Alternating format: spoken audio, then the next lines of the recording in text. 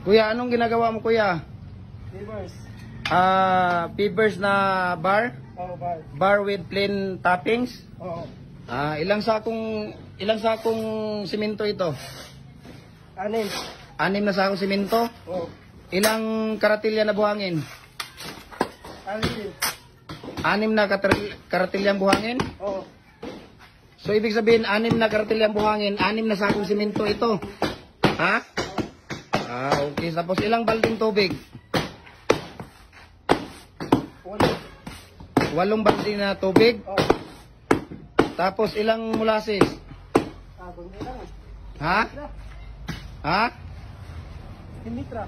Estimate lang ang molasses. Sa estimate mo, mga ilan kaya yung molasses? 1 kilo.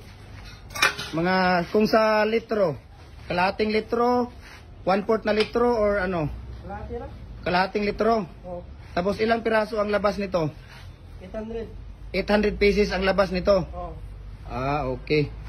So ito si Kuya, ang ginagawa ni Kuya, gumagawa siya ng bar bricks. 6 na sako na simento, 6 na karatilya, tapos tubig, depende kung basa. Ilang tubig, Kuya? 8 tubig na timba.